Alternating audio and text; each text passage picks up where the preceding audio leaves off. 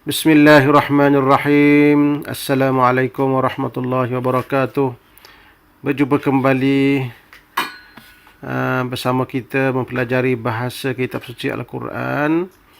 Untuk pelajaran kali ini kita akan meneruskan perbincangan kita berkenaan dengan pelaku atau apa yang dikenali sebagai fa'il di dalam bahasa Arabnya.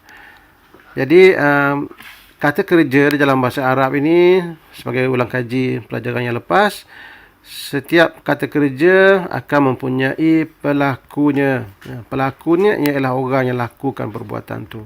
Dan kata kerja dia akan datang dalam keadaan package ataupun disertakan sekali dengan pelaku. Maknanya kalau kita jumpa kata kerja dalam bahasa Al-Quran ataupun bahasa Arab, maka kita kena tahu siapa pelaku dia. Pelaku kata kerja itu biasanya yang pertama sekali diketahui melalui dengan cara kita melihat perkataan ataupun kata nama berbaris di hadapan yang jatuh selepas kata kerja tu. Maknanya selepas kata kerja tu ada perkataan baris depan. Contoh yang kita selalu ambil ialah alam tara kaifa fa'ala. Fa'ala pelakunya adalah siapa? Rabbuka. Sebab perkataan yang jatuh selepas fa'ala itu Rabbu. Rabbu itulah namanya fa'il.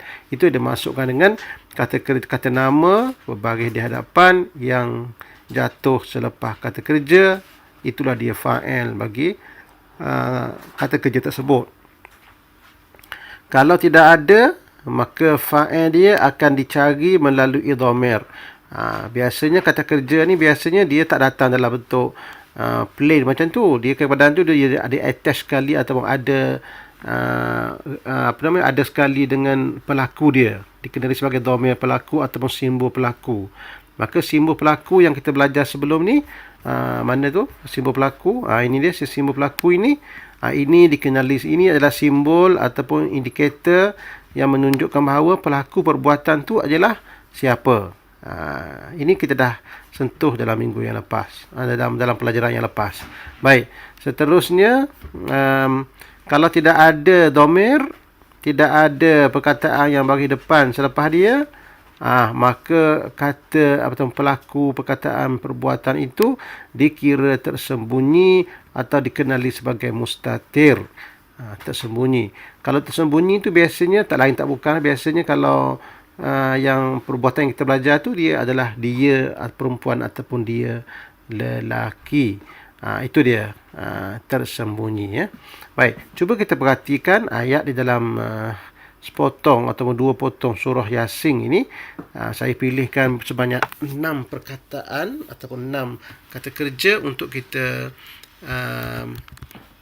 mencari siapakah pelaku bagi perkataan tersebut ataupun kata kerja tersebut. Baik, kita mulakan dengan ayat 13. A'udzubillahi minasyaitonirrajim. Iz arsalna ilaihi musnaini fakadzabuhuma fa'azzazna bithalithin faqalu inna ilaikum mursalun. Baik, perkataan pertama ialah arsalna. Perkataan arsalna ini baik, siapakah pelaku perkataan arsalna ni? Na ini adalah pelakunya. Na ini adalah pelaku dia. Na ini merujuk kepada na ini merujuk kepada apa? Na ini merujuk kepada kami. Arsalna, kami ya, kami. Jadi cuba tengok ya, untuk na ni menjadi pelaku yang bermaksud kami, dia sebelum na itu huruf kata kerja tu perlu dimatikan ya.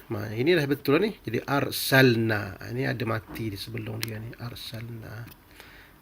Jadi perkataan ini atau kata kerja ini pelakunya adalah kami. Baik, fakadzabuhuma. Baik, kadzabu. Perkataan kadzabu, siapa pelaku bagi kata dasar kata kerja kadzabu? Siapa? Waw. Waw ini adalah simbol pelaku. Waw ini simbol pelaku yang merujuk kepada pelakunya adalah ramai, iaitu mereka ataupun disebut sebagai hum. Jadi pelaku dia adalah waw lah, pelaku dia waw. Bila kita sebut pelaku dia waw, automatik orang akan tahu bahawa yang melakukannya adalah ramai. Seterusnya perkataan azzazna. Tengok perkataan azzazna. Sebelumnya ada huruf yang dimatikan. Azzazna. Menunjukkan bahawa pelaku bagi perkataan ini adalah na juga, iaitu kami. Faqalu. Faqalu. Faqalu. Fa tak masuk, perkataannya adalah qalu. Siapa pelaku bagi perkataan qalu? Pelakunya adalah waw yang juga merujuk kepada mereka. Jadi perkataannya adalah qala tambah dengan waw di hujung menjadi qalu. Seterusnya qalu juga pun sama juga dengan perkataan tadi tu, kata dasarnya atau kata dasarnya pula ia punya pelakunya adalah waw. Seterusnya perkataan terakhir ialah anzalna. Qalu ma antum illa basyarum misluna wa ma anzalar rahmanu min syai'. Jadi perkataan anzala. Cuba tengok perkataan anzala. Siapa yang melakukan dia? Perkataan anzala.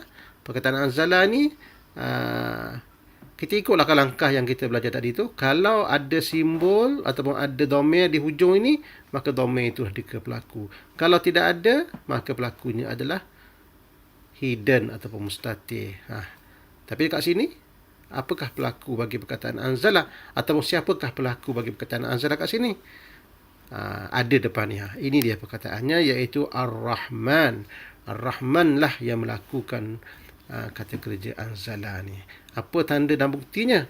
Tanda dan buktinya adalah bagi di hadapan pada perkataan Ar-Rahmanu.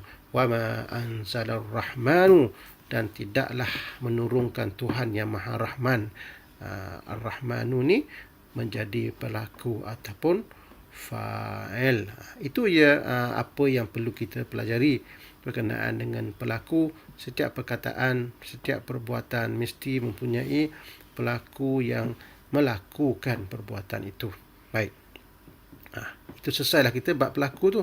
Cuma sekarang ni untuk mengetahui makna perkataan, kita perlu menggabungkan sekali pengetahuan yang kita belajar sebelum ni. Contohnya saya nak tahu makna perkataan arsalna. Apa maksud perkataan arsalna? Maka step pertama ialah kita tahu dia punya kata dasar. Apa kata dasar dia? Kata dasarnya adalah ra, sin dan lam. Ra, sin dan lam. Itu step pertama. Itu yang kita belajar dalam pelajaran yang sebelum-sebelum ni. Arsalna, kata dasarnya adalah ra, sin dan lam. Itu step pertama. Step kedua ialah kita mengetahui apakah wazan ataupun acuan kata kerja tersebut. Acuannya adalah ra, sin, lam, dimasukkan alif di hadapannya. Jadi dia jatuh pada wazan nombor 2. Kat sini. Ini fa ini ra, ain ini sin dan lam ini lam juga. Jadi tambahkan alif, jadi arsala. Kalau perkataan tadi itu kita letak dalam wazan, dia akan jadi arsala. Arsala.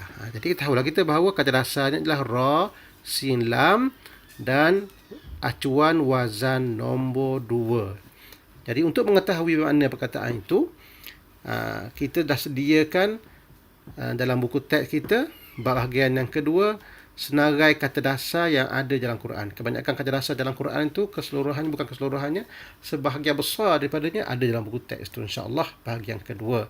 Jadi kalau kita pergi kepada buku teks tu, dia akan tunjuk macam ni dia bentuk dia. Macam ni ya. Jadi kata dasar ialah ra, ra dah ya, ra, sin dan lam. Kita pun carilah yang wazan nombor 2 yang kita kendaki tadi tu. Jadi perkataannya adalah arsala. Inilah perkataannya dan maknanya ada dekat sini. Jadi maknanya adalah mengutuskan. Arsala, wazan nombor 2 daripada kata dasar ra, sin, lam itu maknanya mengutuskan. Jadi kalau kita gabungkan na di akhir ni sebagai kami, jadi kita akan terjemahkan dia kami mengutuskan. Kami mengutuskan. Kami itu pelakunya. Mengutuskan tu ialah makna bagi arsala, wazan nombor 2. Itu cara dia. Contoh lain, kita ambil perkataan contohnya kadzabu. Contohnya kadzabu. Jadi untuk mendapatkan makna dia, yang pertama kita ketahui kata dasarnya dulu. Apa kata dasar bagi perkataan kadzabu? Kata dasarnya ialah kaf, za dan ba. Penting sangat kita mengetahui kata dasar dia, iaitu kaf, za dan ba. Kaf, za dan ba. Tetapi perbuatan ini dia jatuh pada wazan nombor berapa katnya? Tengok ada sabdu kat tengah ni kan. Jadi jatuh pada wazan nombor 3. Kalau kadzabu tadi tu kita letak dekat wazan ni, dia akan jadi kadzaba. Jadi kadzaba. Kadzaba.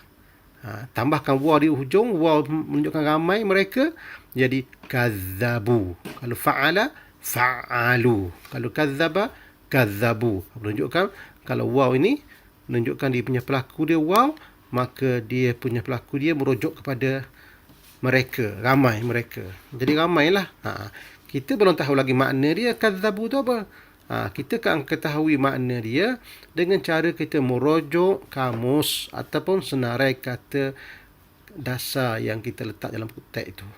Jadi kita pergi kepada bab kaf dan cari kata dasar kaf, za dan ba.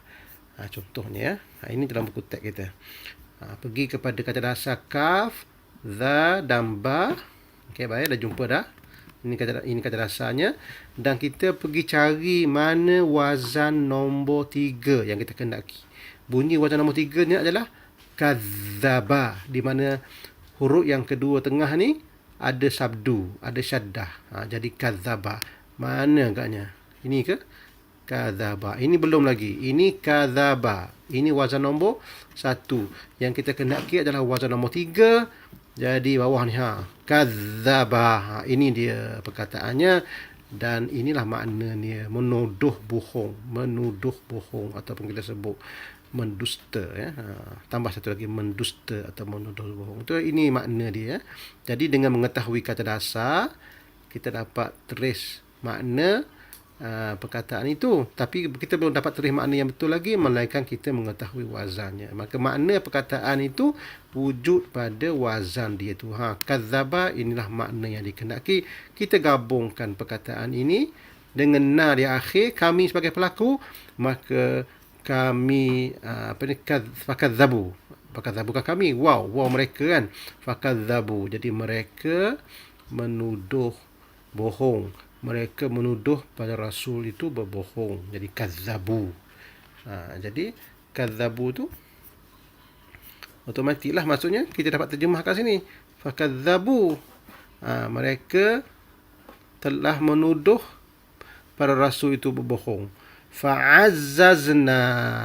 Fa'azzazna pula pun sama juga. Di akhir ni kita faham tadi, ia adalah pelaku kami. Dan dia azzazna ini, kalau kita nak tahu dia punya makna dia, kita kena pergi kepada dia punya kata dasar. So, kata dasarnya adalah ain, zai, zai. Wazan, sebelum kita pergi kata dasar tu, kita ketahui dulu, apakah wazan dia? Daripada 9 ini, agaknya wazan apa? Sama dengan wazan yang kazzabu ni, ada sadu kat tengah. Jadi, ini juga jatuh pada wazan nombor 3. Fa'ala. Wazan nombor 3. Fa'ala. Masukkan dalam ni, azzaza. Jadi azzaza fa'ala. Dan na di akhir ni, tadi kita belajar tadi, dia ni adalah simbol pelaku yang merujuk kepada kami. Jadi kami azzaza. Apa maksud azzaza tu? Jadi kita pergilah kepada kamu kata dasar kita tu.